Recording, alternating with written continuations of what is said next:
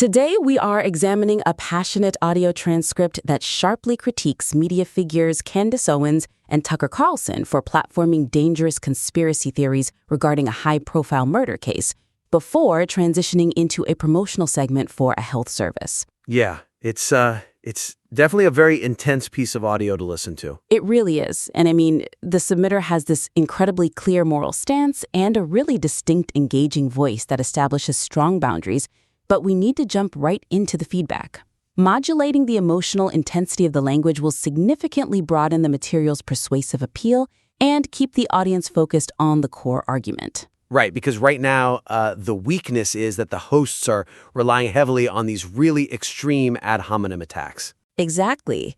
I mean, the transcript details how Owens is investigating a police sergeant, Jennifer Falmuina, and, dredging up a 30-year-old gang murder of the sergeant's uncle. And tying it to this wild international Zionist and Mormon mafia conspiracy. Yeah, which is genuinely alarming on its own. But instead of letting those facts take center stage, the script is just loaded with highly vulgar slurs.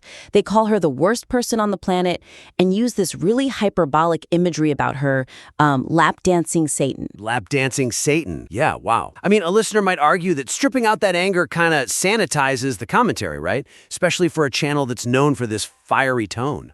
Sure, but it distracts from the actual issue. When you put that much distortion on a guitar track, you just lose the actual melody of the argument. That is a great analogy. Is there a risk that focusing so heavily on character assassination might allow critics to just dismiss the entirely valid points they're making about witness tampering?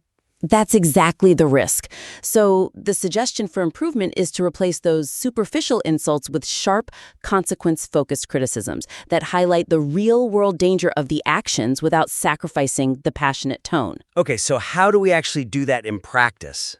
Well, let's look at concrete examples for improvement. Instead of calling her the worst person on the planet, you frame the critique around her impact. You could say, by weaponizing her platform against the police sergeant's family genealogy, she crosses the line from commentary to active endangerment. Oh, wow. Yeah, that still hits incredibly hard, but it grounds it in reality. Exactly. And for the demonic imagery, you emphasize the absurdity and the danger of the specific claims. Another concrete example would be saying connecting a 30-year-old family tragedy to an international Zionist and Mormon mafia isn't just absurd. It puts a target on the backs of innocent people for the sake of clicks. Right. That phrasing totally takes the focus away from a cartoonish insult and forces the listener to reckon with the objective danger. Yeah, and it prevents the critique from being easily dismissed, which actually brings us to the next big point about how they handle Tucker Carlson. Oh yeah, the hypocrisy argument.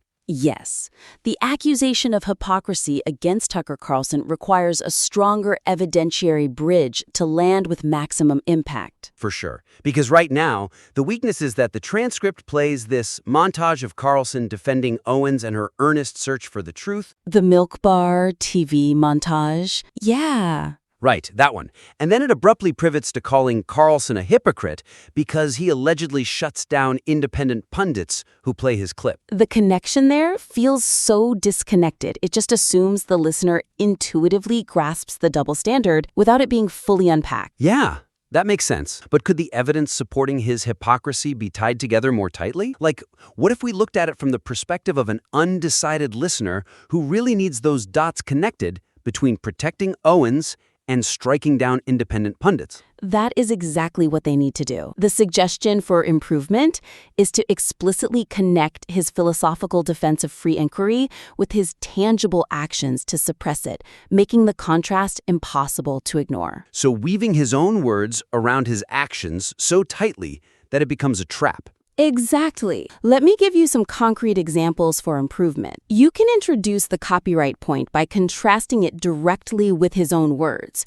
You'd say something like, Carlson claims to champion anyone seeking the truth, yet when independent creators seek the truth about his statements by analyzing his clips, he actively silences them with takedown notices. Wow. Yeah, that forces the two concepts to collide right in front of the listener. Right.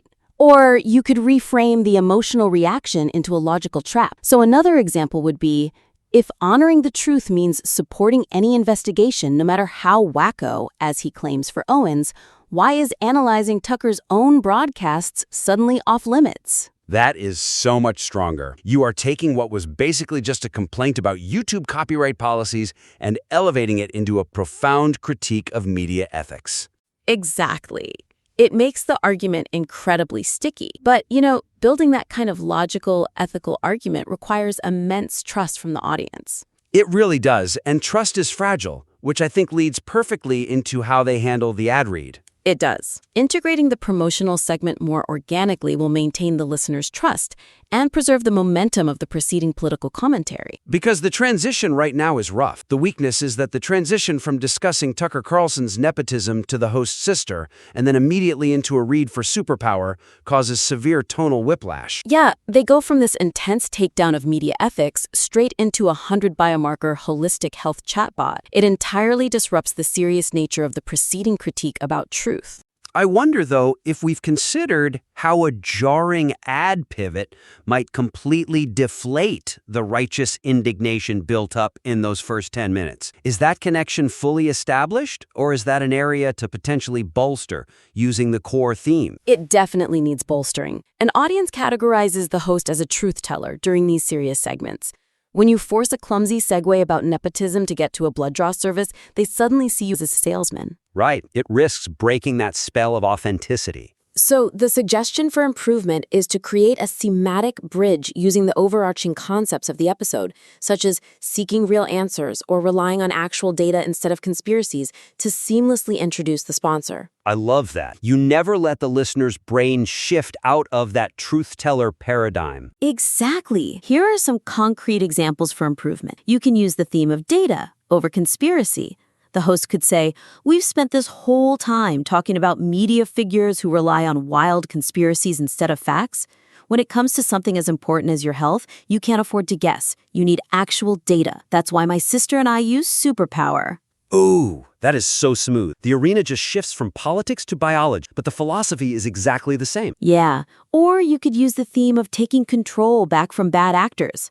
Another example is, it's exhausting dealing with all the misinformation out there. One area where you can get the undeniable truth is your own body. That is fantastic because it actually empowers the listener. It channels all that political anxiety into personal agency. Right, it turns the ad from an interruption into a solution, and that is really what we are aiming for across all these edits. So just to recap, we want to focus on modulating extreme language to keep the focus on the real-world consequences of the subject's actions, right? Yep, and then tightening that logical bridge when highlighting hypocrisy. And finally, using those thematic transitions to smooth out sponsor pivots. So the actionable takeaways for the listener to implement are pretty clear. Deploy sharp, consequence-based critiques instead of ad hominem slur. Then, clearly connect the dots when pointing out double standards, like using a subject's own quotes against them. And lastly, look for those thematic bridges, like data versus misinformation, when you are transitioning to ads.